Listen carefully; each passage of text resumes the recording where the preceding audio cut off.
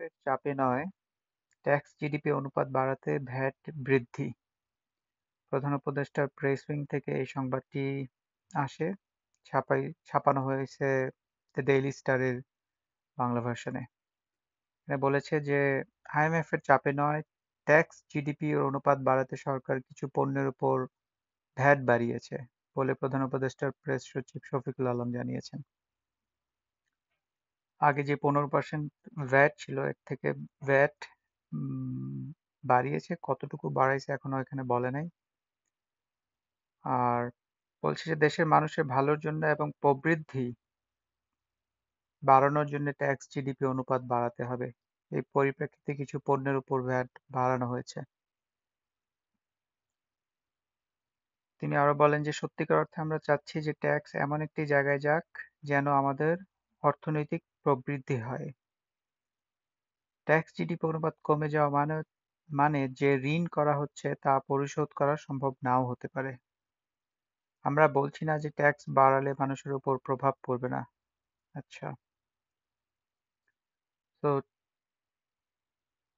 যে 7% বা 6% গ্রোথ হচ্ছিল গত কয়েক বছর ধরে, সেই গ্রোথ মেনটেন করার জন্য, ধরে রাখার জন্য ট্যাক্স বাড়াচ্ছে বলতেছে। এটা কতটুকু যুক্তিসঙ্গত আমি জানি না।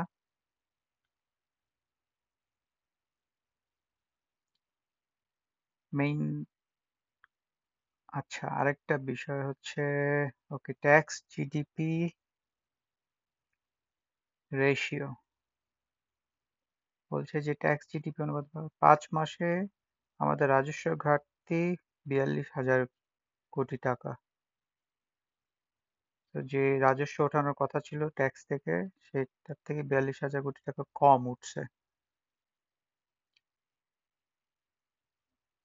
মানে হচ্ছে যে 100 জন মানুষ যদি ট্যাক্স দেয়, সেই 100 জন মানুষ থেকে 150 জন মানুষ ট্যাক্স দেওয়ার কথা এখানে কোথাও বলতেছে না। 100 জন মানুষ ট্যাক্স দিলে সে 100 জন মানুষই ট্যাক্স দিবে, কিন্তু আগের থেকে বেশি দিবে।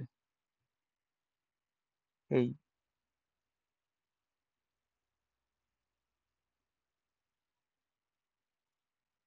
বেশি মানুষ যদি ট্যাক্স দিত, বেশি সংখ্যার মানুষ, তাহলে এর থেকে আরো ভালো হতো। আর আরেকটা বিষয় হচ্ছে যে ট্যাক্স জিডিপির যে রেশিও, এটার একটা ম্যাপ পাওয়া যায়। তো ম্যাপ অনুযায়ী হচ্ছে গিয়ে দুনিয়ার এই ম্যাপের মধ্যে ডার্কার গ্রিন, ডার্কার গ্রিন মানে হচ্ছে ওই দেশগুলো হচ্ছে তারা ট্যাক্স বেশি দেয় জিডিপির অনুপাতে।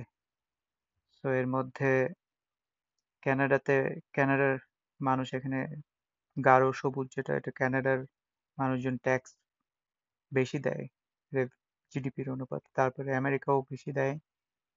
ইউরোপ, ওভারঅল ইউরোপিয়ান কান্ট্রিগুলো ট্যাক্স বেশি দেয়।